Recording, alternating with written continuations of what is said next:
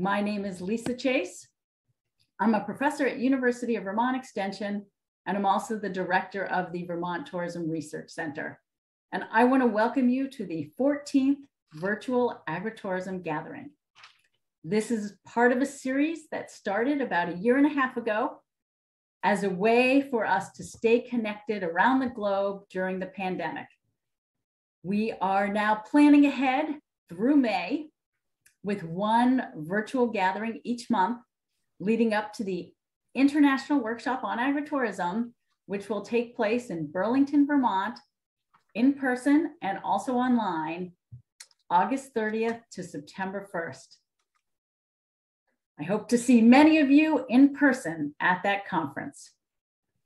Today, we are talking about innovative ways to sell agricultural products direct to consumers. This session is sponsored by 6 organizations working together: ACC Futures, Prescott Russell, Eastern Ontario Agri-Food Network, Tourisme Haut-Richelieu, Tourisme du Quebec, and Tourisme Moderator. We're trying something new today. The first hour is going to be in English, and the second hour will be in French. The presentations will be the same, but the Q&A may vary depending on the questions we get. Before we launch into our topic and I introduce our moderator, let's take a moment to see who is here in this virtual space with us. I'm going to launch a poll now. You should see a poll on your screen that says, describe yourself, check all that apply. And while you're filling out the poll, I'll let you know that we had around 280 people registered for this session from around 20 different countries. And for those of you who feel comfortable introducing yourselves, please take a moment now to type into chat. Let us know who you are, where you are from, and how you're working with agritourism and direct sales. When you type into chat, if you're willing to share with everyone and not just the hosts and panelists, be sure to select everyone. The default is hosts and panelists, but we hope I get to look at the registration list, and it's always very impressive to see who is here with us. I'd love all of you who are willing to share to let everybody else know who's here in this virtual space. I'm now ending the poll and sharing the results. So let's see, it looks like we are about a third farmers ranchers, and let's see, about 25% educators, 23% business owners and managers, 16% extension and service providers, and about 14% researchers, plus nonprofits, government agencies, and plenty of other. And thank you. I can see that people are introducing themselves in chat. Thanks so much for sharing. Now that we know a little bit more about who is in this virtual space with us, I want to introduce our moderator, the person who really put this session together. David Gillespie is a sheep farmer on Allumette Island in the Pontiac region of Quebec in Canada. His farming practices are based on principles of regenerative agriculture and organic methods. David is also chair of the Canadian American Exchange, an initiative with the goal of promoting sustainable agriculture across the border. The first phase of this project involves creating an international culinary trail circumnavigating Lake Champlain and connecting Quebec, Ontario, New York, and Vermont. David, I'm going to hand it over to you now. Yes, thanks, Lisa. Now, I have a little story to tell all of you that shows the tradition and importance of food in the francophone world. My mother was from a typical large French-Canadian family of 8 children living in the Beauce region south of Quebec City. And I remember as a child, and that's over 50 years ago, that during the Christmas and New Year's festive season, Mom would spend all day preparing the turkey dinner, including passed on family recipes, that for tortillas, stuffing, and desserts such as pudding au chômeur and tarte au sucre or sugar pie. So anyway, when it came time to serve, she would fill your plate. And when you finish, she would serve seconds. And if you dared to decline, she would say, "What? You don't like my food?" So how could you not accept those second portions? Perhaps it was her way of keeping you sedated. So, and then there was the traditional family reunion in La Beauce at her relative's sugar shack. I remember her family preparing baked beans, pork, and lard, tarte au sucre, puddings, all recipes using maple syrup as the dressing of choice. And when you were finished eating, you could run in the woods all day long. And as a child, I did just that. So then they often received people from many regions and canned their syrup for sale. And that was 50 years ago. So they did a form of agri-tourism then. So keep in mind that until 1940, Quebec agriculture was overwhelmingly subsistence farming. Production was diversified so that farmers could feed their own families. Production techniques were rudimentary and were passed on from generation to generation. The hours were long and the labor was physically very hard. Food was an essential part of rural life in Quebec, and you had to eat well in order to work all day at the farm or in the woods. Of course, time has changed, and so has the profession, but not that tradition. The French consider food as an essential part of their culture, be it in Europe, Africa, or North America. Wherever you go today, the French take great pride in their culinary displays at the farm, the markets, and the restaurant. That said, we'll now look into 3 success stories from Southern Quebec, Eastern Ontario, and the Aube region of France, in discussing innovative ways to make it easier for residents, tourists, and businesses to buy local. So let's get right into it. And we'll begin with Christelle Taillardat, head of Slow Tourism Lab, Aube and Champagne Tourisme in the Aube region of France. Go ahead, Hello. Christelle. Hello, everybody. So as you say, I'm at the head of Aube and Champagne Tourism Lab and Aube and Champagne Tourism Committee. Okay, next slide, please. So I will try to speak very quickly because I have short time, but I can answer to the question after. First, small, quick report of agriculture in France. We have a lot of disappearance of farms, 100,000 farms disappeared the 10 last years. So it's a bad report, but at the same time, 3 times more organic farms came up. So we want to have a good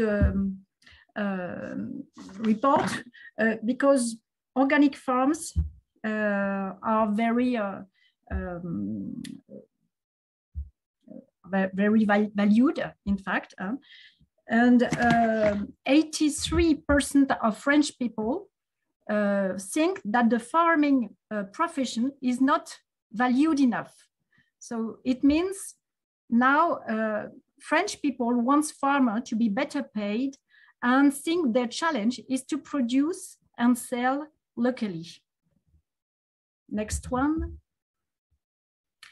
Our role, Aube and Champagne Tourism Board, is a tourism development agency, and we have to support project leaders to promote the destination and to bring to market our startup and our offers.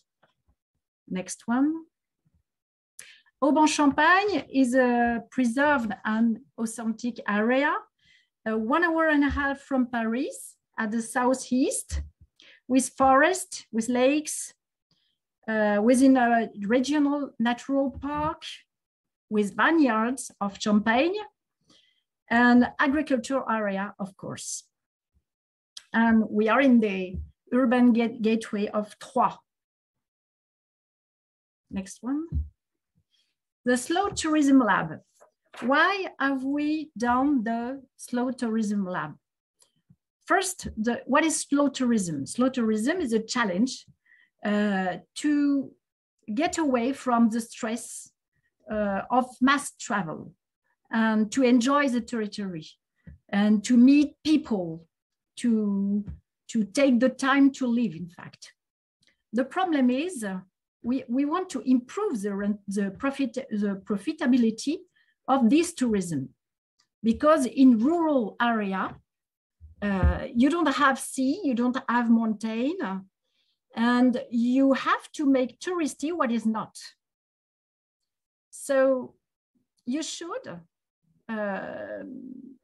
increase, for example, the length of stay, but you don't have enough people to meet, to have a mass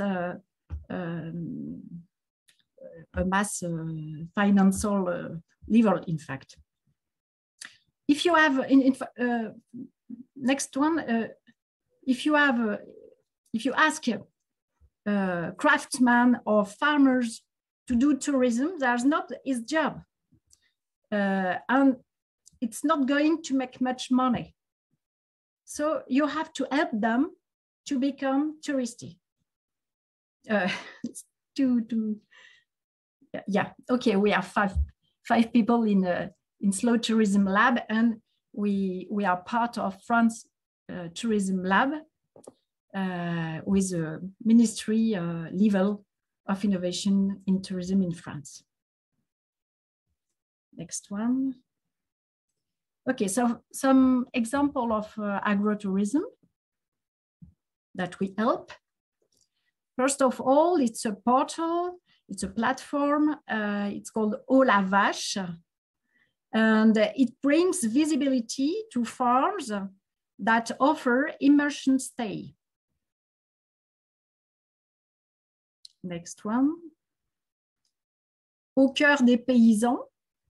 It's also a platform. And for example, you can go from Mussy-sur-Seine to the lakes in the Forêt d'Orient and meet farmers on the itinerary. So it means you give better image. It means you give better image to the farming profession by offering itineraries and to allow to visit these farms and to buy in direct sale. Next one. L'Empreinte des Fées. It's a winemaker who decided to extend his activity, and it offers innovative wine tourism experiences. For example, to have experience in the vineyards, in the forest, with truffles. And it's not a platform, it's really the wine grower who decided to offer visitors a complete destination. Yes, for example, you can find the truffle of Champagne, you can explore the biodynamics, and of course, visit cellars, test wines and so on. Of course, we have also in the Slow Tourism Lab unusual accommodation.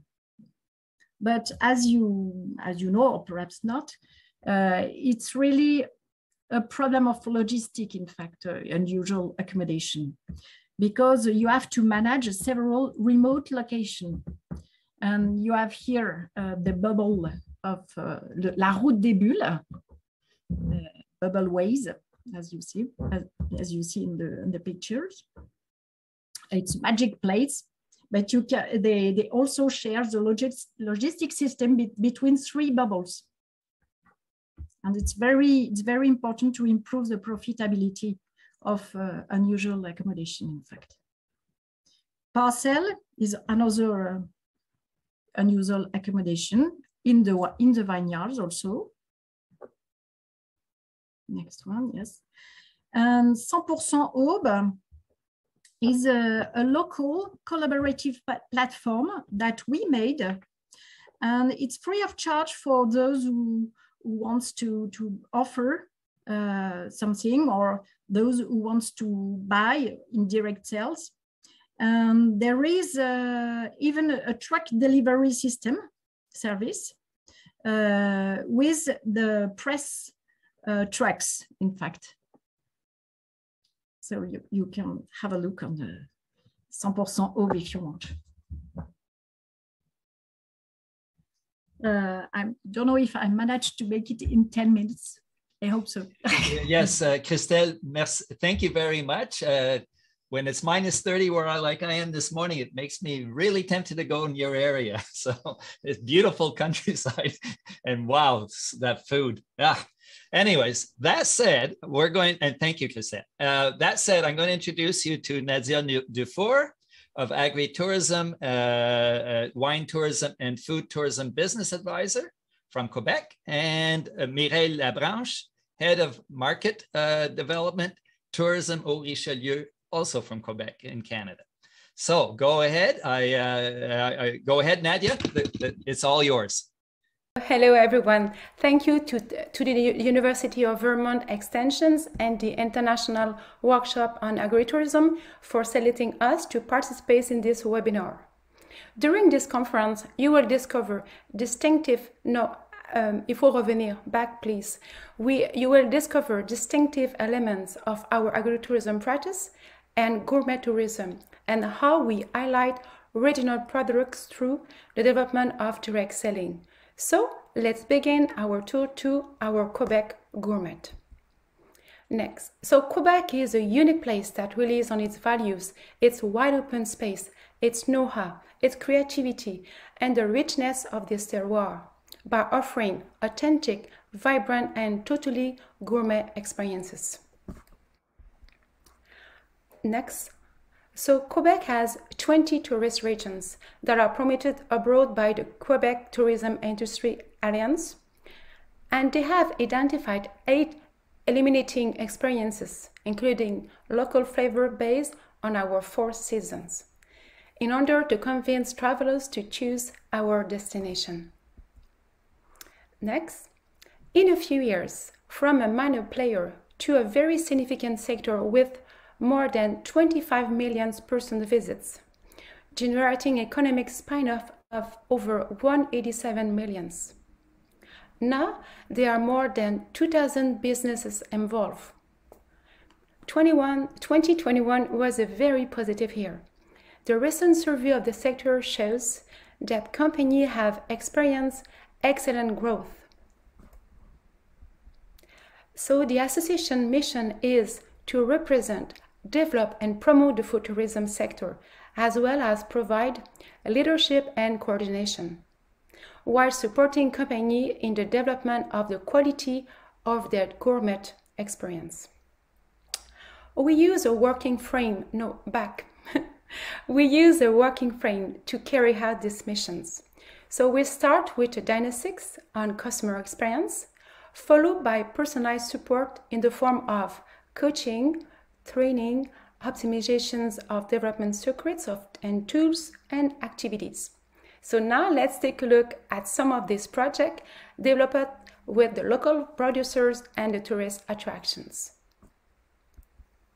So let's start with the tourist attraction of direct selling at Brew Ski Resort.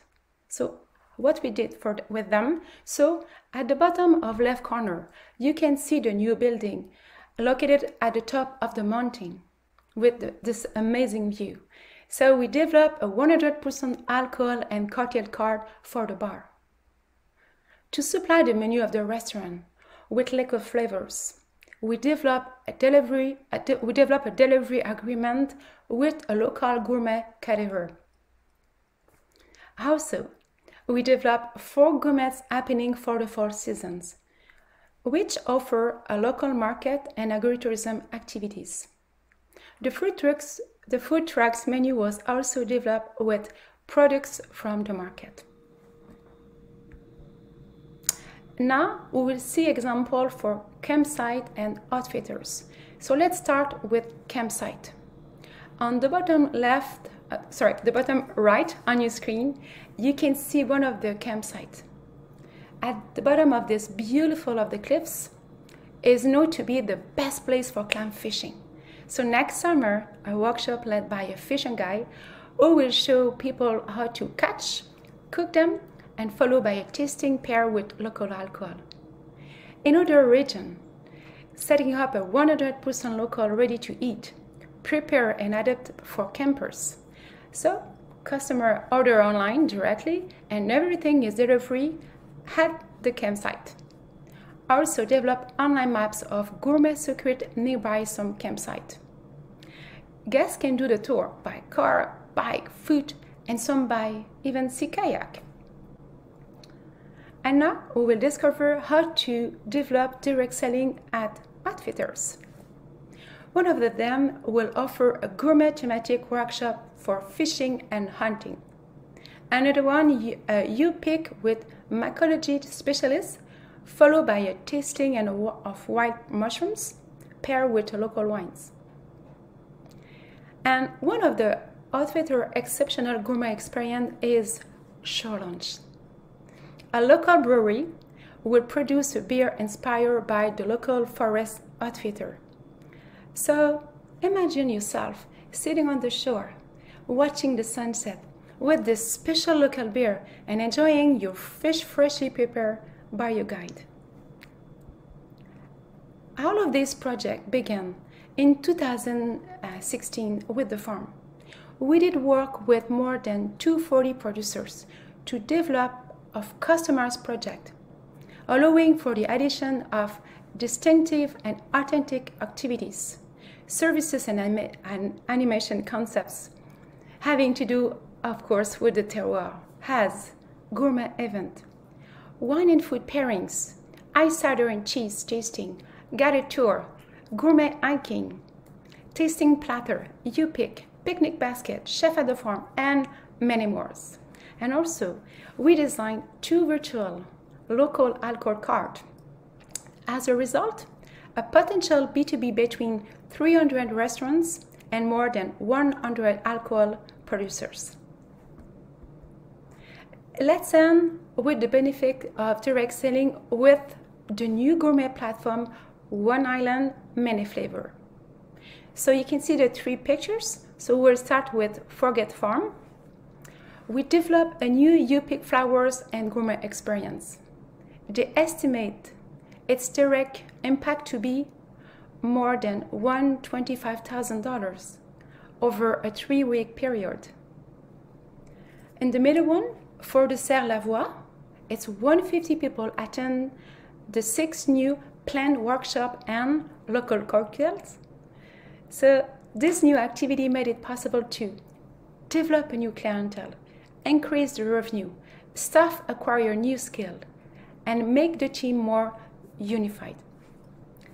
So at Marino Farms, a new you-pick pumpkins and a straw lunch gourmet experience allow them to increase sales for the fall period, which is usually a quiet time of the year, the seasons. So they estimate the project helped them to attract more than 12,000 new clients. So in summary, this conference will allow you to clearly identify agri-tourism and gourmet tourism in Quebec. Also, you discover more than 19 direct selling projects, highlighting the culinary identity of the regions, influenced by the seasons, its know-how, and the richness of their terroir. So, hopefully, these projects have inspired you and that you will find a way to integrate some within your communities. We look forward to welcome you to our Gourmet Quebec. Thank you so much. Now I will invite our next speaker, Mrs. Mireille Labranche. Thank you, Nadia. So hi everyone, it's a pleasure to present to you some agri-tourist project and initiative in Haut-Richelieu. To give you an idea, Haut-Richelieu is a regional municipality of Montérégie in the province of Quebec, near from Montreal, Vermont. So I can pass the second diapo. Yeah, thank you. For 2 years ago, the COVID pandemic will have several impacts in your lives and our habits. One of them being the promotion of local purchasing. 82% of Quebecers now make the effort to buy from business in their region. In collaboration with various local partners, Tourisme Haut-Richelieu has launched an offensive to increase the visibility of local products among local restaurants and highlight the region agri-food diversity. So, for more than 6 months, Tasty Haut-Richelieu, the name of the project, has made it possible to discover more than a dozen restaurants who will be serving up unique dishes and succulent one, you can see by the picture there, featuring local ingredients. The restaurant's owner invites you to sample local flavor. Also, you can learn about the history of over 50 local producers who are encouraged to visit them for discover the impressive selection of products. We have a producer for all season, 4 seasons in Quebec. Concretely, we made 6 promotional videos, 1 website, and several other promotional actions allows citizens and visitors to learn about the region agri-food offer. This year, our goal is to continue the offensive by increasing the presence of local projects in tourist attractions, like camping, more plein air activities. So, okay. If I have time, I can show you, introduce some other initiatives in the Montérégie region. We have the 4 picnic route of the Haut-Richelieu, allows you to go from one producer to another to stock up and enjoy a picnic. We have the Circuit du Paysan. It's a tourist circuit, takes you through the most beautiful country landscape in Western Montérégie. Can you go to next? Also, Ma Cabane à la Maison invite the Sugar Shack to come together and create a system of takeout meal box. And the last one is the regional campaign, La Montérégie Garde-Manger du Québec. It brings together more than 180 bio food business in the Montérégie region. So thank you. Okay, thank you very much. Seeing all those pictures, considering I haven't had breakfast because of a lambing at 4 o'clock this morning, seeing those pictures makes me real hungry. So thank you, Nadia and Mireille. And next I'll be with Tom Manley. He's the Executive Director of Eastern Ontario Agri-Food Network for Eastern Ontario, Canada. And he's been involved with me in developing, along with Geneviève Bougie, the trail system in Eastern Ontario. So I will leave it with you, Tom. Go right ahead. Thank you very much, David, and thank you, Lisa. Thanks to the International Workshop on Agri-Tourism for inviting us for this workshop. It's a great pleasure to share with you what we're doing locally and also learning what's happening elsewhere. I just want to situate you where we are. You'll see this map. We are in the far tip of Eastern Ontario in that red circle. So we're bordered to the south by the St. Lawrence River and the state of New York within the USA. To the northwest is our nation's capital, the city of Ottawa. To the north and to the east are the province of Quebec, including the city of Montreal and the greater Montreal area. So we are very much a rural area with small towns. Our largest city, the city of Cornwall, is about 45,000. And altogether, we are about 200,000 inhabitants in this area, which is very much a bilingual region. Roughly 2/3 are English-speaking and 1/3 is French-speaking. Our organization serves a number of municipalities, 2 rural municipalities, the United Counties of Stormont, Dundas, and Glengarry, the United Counties of Prescott Russell, the city of Cornwall, and the Ontario portion of the Mohawk territory of Akwesasne. The EOAN, as we call it for short, we're a membership-based organization, not for profit. We are supported by municipalities. In fact, the municipalities have 4 of our 12 board seats, and the others are elected. We find that this private public partnership between producers, operators, for-profit businesses, and municipalities is working very well to leverage both private contributions, public contributions, and member engagement. Our funding comes from a combination of sources. Our core funding, to keep the lights on and pay our core staff, which is essentially me, comes from local municipal funding. And we are working on some other grants, especially a large provincial grant over 2 years. And also our members contribute significant portions of our funding through membership fees, sponsorships for visibility by individual businesses, and participation fees in various services and programs. Among the various things that we do, we support local farmers markets. There are about a dozen farmers markets in our area, if you want to include the city of Ottawa, because many of our members, our local producers, travel to our nation's capital, Ottawa, to vend at local farmers markets in Ottawa. So for all these farmers markets, we provide a range of general support, such as networking among them, some technical support to them, general public promotion, and assisting in vendor recruitment to attend these stalls in the farmers markets. In particular, our organization was the co-producer of one market in particular, the Cornwall Waterfront Farmers Market, our largest town in the area, not including Ottawa, which is outside of our area, and 45,000 population. So we had about 45 vendors, mostly part-time, going to this market. We partnered with a local community association. And as the co-producer, our organization took care of the back office stuff, administration, bookkeeping, banking, and insurance, and online registration, developed a website, and so on. And the partner was the boots on the ground, vendor recruitment, vendor service, and being present on a weekly basis at the market. Next slide. Another program that we introduced this year was a local food discovery booklet. We often find that printed materials are popular in the hands of some people.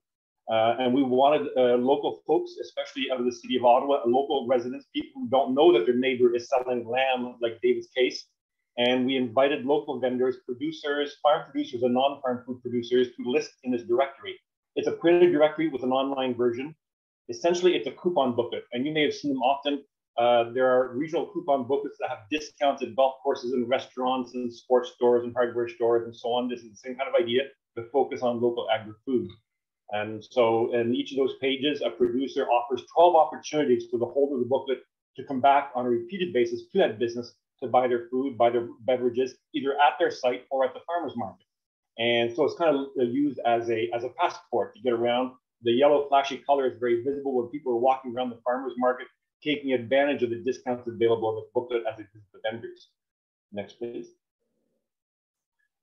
Traditional mapping, we have in past years produced printed maps. We don't do that for a while yet because we find that online versions of mapping are more efficient, less costly, and very effective, because consumers are looking for things on their phone, not with a printed map sitting in the car.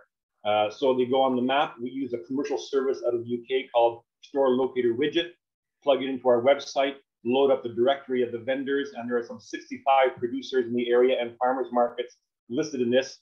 And we have multiple filters. I'm looking for a farm. I'm looking for a food business. I'm looking for strawberries or beef or lamb, or I want an accommodation on a farm.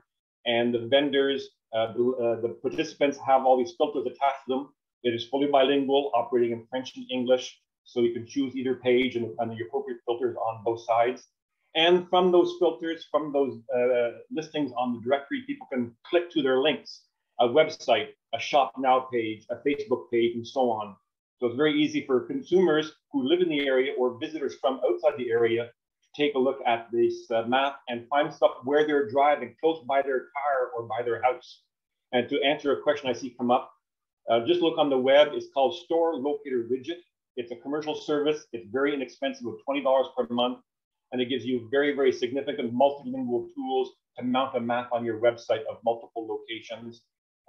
Some international chains like Tim Hortons might put all their stores on a map. We do our members are on a map, so people can find them easily.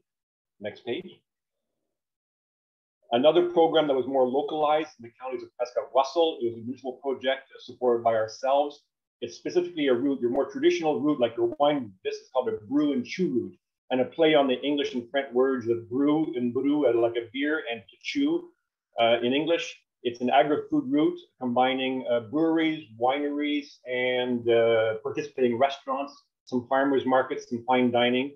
There is a printed map, therefore you have to open it up and it's huge. And there's also an online version, which actually takes a little bit of time to download because it's pretty heavy. But again, it's people looking for things to do. They can take it in the car with them. They can bounce from place to place during the day, during the weekend, and try things out.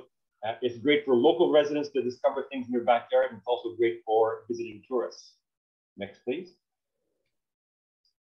Sample the East is a program launched by our organization as of last year. We were trying to figure out how can we do something different. We find like the example I just showed you a moment ago with Brew and Shoe, it's a directory, a map of linking breweries, wineries, and restaurants. And also, if you go to local tourism agencies, they often have directories, a directory of golf courses, a directory of breweries, a directory of restaurants, and a directory of this and that. But how does one organize their weekend trip with the family? It's a lot of work to visit all these directories and start picking out and reading the profiles of each one. And also, if you look at a wine route, well, a family's not going to bounce around from winery to winery all day long. They want something else to do. And while they're going to visit a winery and visit a brewery and visit a restaurant and sleep overnight somewhere, what we came up with basically a curated day and weekend itinerary that combines our local food operators, our farms, our farmers markets, our wineries and breweries, a restaurant to go to at night, somewhere to grab breakfast and grab lunch, a park to visit with the kids in the afternoon, somewhere to go skating in the wintertime, a bed and breakfast to stay on overnight, and next morning go and visit this farm because they have this happening in that event. There might be a farmer's market in the neighborhood. So essentially, we grabbed the blogger, and the blogger curated a potential day trip or weekend trip where it's all picked out for them, and we give a nice short description of each venue, and therefore it becomes like a virtual tour guide. So when you sign up for the tour of La Seine on a cruise, the tour guides organize all your stops. Well, we kind of do that too, but there's no one to accompany you. It's virtual. You can follow the itinerary or you can divert from the itinerary. And we found it made it much easier for the tourists to go on an interesting day trip without having to go through all the selections and filtering of all the possibilities and get overloaded with stuff to do. No, we made it easy for them.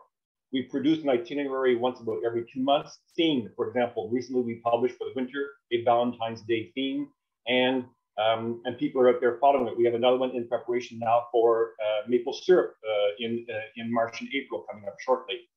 But it's not just food. It's accommodations, leisure, nature, history, arts, and culture to make an interesting, diversified day or weekend trip for individuals, families, and friends. I saw a question pop up there. I want to grab it right away. We are not particularly difficult in choosing the venues for this itinerary. We start with our members, the agri-food producers. They're the core elements. But after that, we will, in a hyper-localized scenario, build up stops that a family can follow that are not necessarily our members, but it serves our community. The next thing we did is people are going online, especially in a pandemic. They want curbside pickup, farm pickup, home delivery, and all kinds of things. And we found that the agri-food producers are scattered. They're on Wix, and they're on Square, and they're on Shopify, and they're all over the place. And it's hard for consumers to find them together. So we put together a virtual local food portal.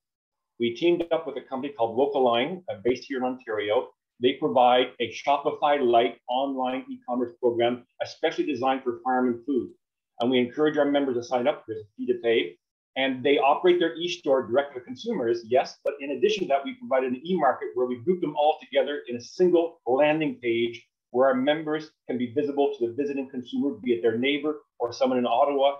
And the consumer now can shop among many farmers online, place their orders, get their deliveries, pick them up the market or whatever. And we found this beneficial to help with their direct purchase and go, the short link we're talking about between the farmer and the consumer. Next, please. One thing we do very active at is publishing the profiles of our members. They all have great stories. They have nice products. They have good farms. They're great people. They're our neighbors. They're our friends. And on a rotating basis, we publish their profile. We hired a writer, photos, interviews, on-farm situations, and we publish them in our newsletters. It comes out every second week. So 2 profiles by newsletter. We're covering about 50 people in the year. Then we copy them over to our Facebook page.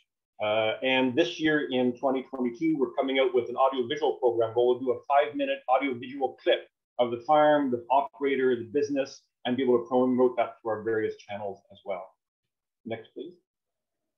And we love partnerships because we can't do it all alone. There are a lot of people doing different things. We don't want to duplicate. We don't want to replicate. We don't want to compete. We want to collaborate. So partnerships with various organizations are very important. For example, Taillardat is an alternative to camping. It's an RV tourism program. Many of our members are members of Taillardat. We promote them. They promote us. A lot of cross promotion happening. AgLinks is an Ontario directory of agri-food resources selling to other farmers or the public generally. It's a provincial directory. We encourage our members to subscribe there. An example of sponsorships, besides us organizing everything, we find that our farmers are organizing their own stuff and we want to promote them. So the Apple and Arts Tour is a local artist base with agri-food attached to it tour in September. And instead of doing it ourselves, we let them do it, but we gave them cash. And this cash comes from municipal funding, and we provided lots of promotion to help people be aware of it, and other kinds of on-farm festivals and events. We support them with cash and promotion. Thank you.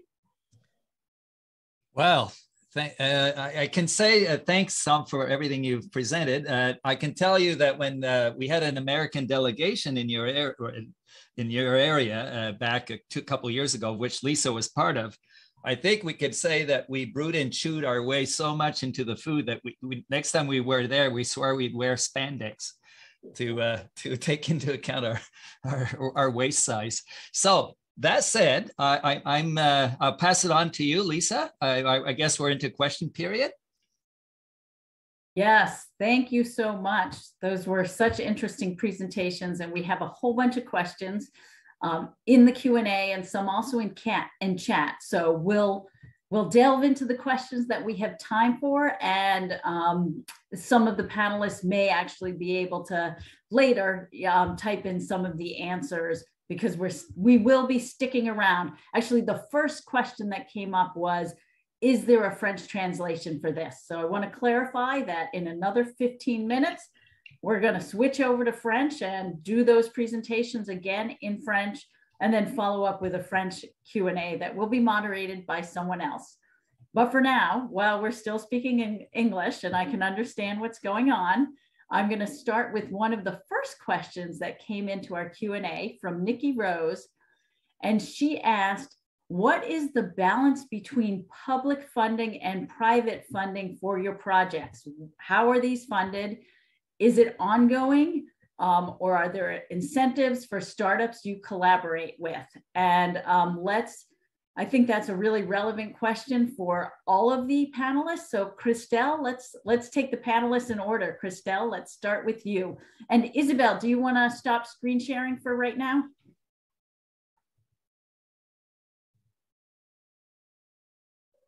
I'll put it on gallery view. And Christelle, would you like to answer that question about funding? About funding? In fact, in the Slow Tourism Lab, we try to support project during the first proof of concept. So we support, for example, the first go on market, for example, or we support promotion of the first proof of concept. But it's not only possible. It's possible when the startup is not on the market. Okay, I don't know if it's enough for. It's not easy to answer to this question because it depends. In fact, for accommodation, for example, it's very hard. We only make a promotion, but for example, for a platform, we can pay for the first software, in fact. Thank you, Christelle. We'll give Nadia, then Mireille, and then Tom a chance to address that question. Okay, so in Quebec there is like certain forms. So we do have the help from the government with for like big project, maybe like for 50,000 and more. For those are very big project for agri-tourism. But also we do have an help from Agri-Conseil. They help the producer between 60 to 75 to support, and even sometimes 85, like for the new business, for like young one on less than 40. So, and also the member of the Association de l'Agri-Tourisme et Tourisme Gourmet, they do actually give 2 hours free to their member. And of course, the rest is paid by the producers. Thank you, Nadia. I'll turn it over to Mireille. Yeah, I can complete for Nadia. We have government grants to support agri-food initiative like the MAPAC and support for from the municipality and the tourism industry too. So I'm like Nadia, the information. Tom? Yes, as an organization, there are 2 parts. First of all, as an organization, the EOAN receives roughly 40% of its core funding from the local municipal governments. And that is very important and relatively new, because municipalities realize that they cannot do economic development alone. They cannot do tourism alone. And the agri-food sector is critical in our rural area. Therefore, they agreed to partner with us and fund us for about 40% of our cost. The other 40% is currently coming from a provincial grant of 2 years from the Ontario Ministry of Agriculture.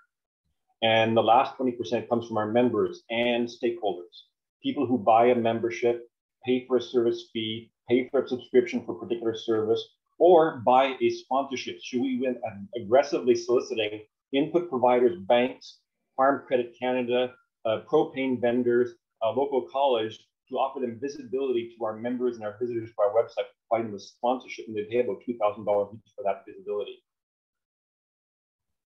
Thank you. It's hard to decide which question to move to next. I've got another one that some of you have already touched on. And again, I think it's relevant for all of you. And it's a question about what were the impacts of COVID on the businesses and communities you worked with. So for the past couple of years, what were the COVID impacts and what do you see moving forward through the evolving pandemic? Christelle? Do you want to begin?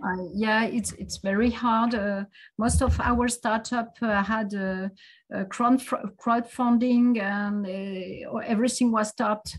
In France, it's really hard to crowd funds, and pandemic had been very, very hard for them for this part.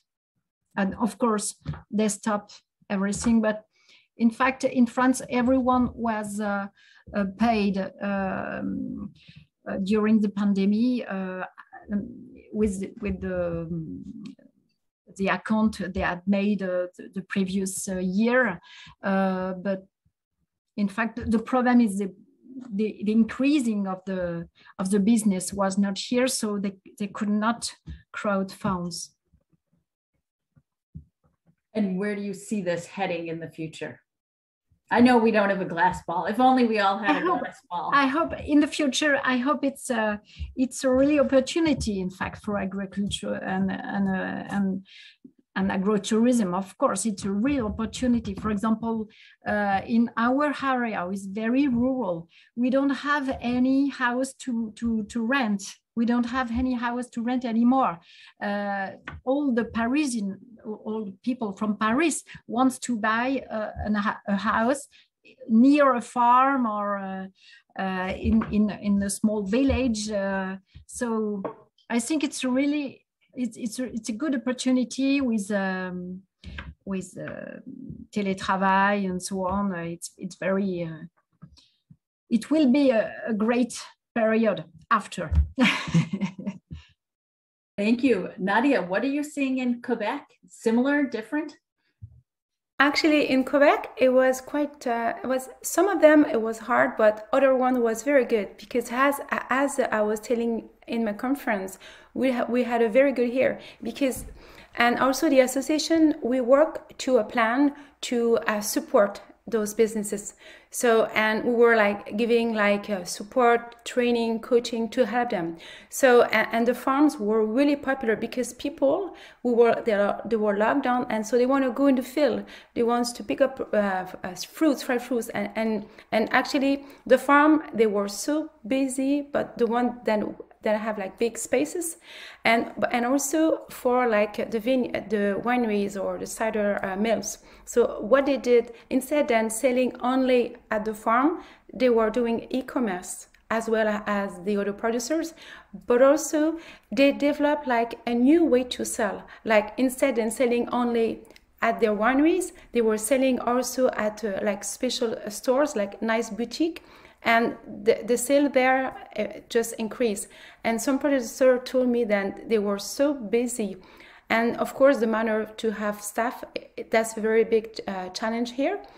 But as well as they told me, then they're quite happy. So, but now they have to go further and keep going. And hopefully this pandemic will actually open like new ideas, new ways of doing things, and it turns positively. Sorry. Thank you. Mireille, would you like to add? Yeah, so I think the industry has to work together more than ever, creating links and new collaboration. We have been much more present for producers and farmers, and the buying local, going digital for the farmer too, creation of online shop to sell their product has been benefit for. Thank you. Okay. Tom, would you like to have the last word on that question? Yes, thank you. Initially in 2020, in March, when the pandemic broke, it was chaos everywhere. Farmers markets shut down, businesses closed, and so on. But once the dust settled and the public and the governments and public health officials understood how to work with the pandemic, from then until now, local food is booming. Local agri-tourism is booming. People aren't traveling overseas. They want to get out of their house and their apartment in Toronto and Montreal and Ottawa, and they want to travel locally in our backyard. And thankfully, we're 1 hour out of Ottawa, 2 hours out of Montreal, and nearly 4 hours out of Toronto. It's a great destination for a huge urban population to come to, and they're doing it. And consequently, our farmers, our members are doing great. They're selling out. And this is a double-edged sword, because now they're telling us they don't so much need our marketing services as an organization anymore because they're doing too good. They don't want to spend another $100 on another map, another program, another flyer, another e-store. They're already selling out. So it's a bit of a two-edged sword here for us. That's an interesting perspective. And with your glass ball, what do you see for the future? What I see the future is as the pandemic subsides and urban folks become busier with their lives, and they're back to taking their kids to sports, and they're busy at the cottage, and they're traveling internationally, we're going to get closer to a pre-COVID situation where we're going to have to work very, very hard as organizations and as operators to capture and retain their attention, to get them to continue traveling and eating in their backyard and not necessarily going overseas. So it'll be an ongoing process. So now our members, our farmers, are going to have to readjust closer to a pre-COVID situation and go back into a strong marketing position to retain and capture that customer attention. Thank you. David, did you want to add anything? Yeah, what's interesting is all four of you have brought up this point about the farms being, especially near the big cities. We saw that trend all four of you described in Lisa's very first webinar. Way back, I don't know when, Lisa, but the very first one you had, that we saw that, we noticed that right away, and at the UREX observations as well in Europe. So that's it. Yes, that first webinar was back in September of 2020. So we've got a couple more minutes left for the English part of this. So I'll close up the English part, but I want to say for those of you who are really here for the French part, hold on, stay, keep this channel, stay on this webinar.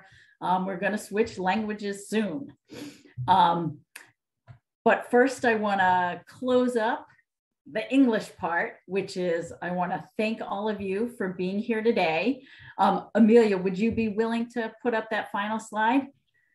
We didn't get As usual, during these webinars, we didn't get to all of the questions, but we will send out an email afterwards. You'll get it from Becky Bartlett.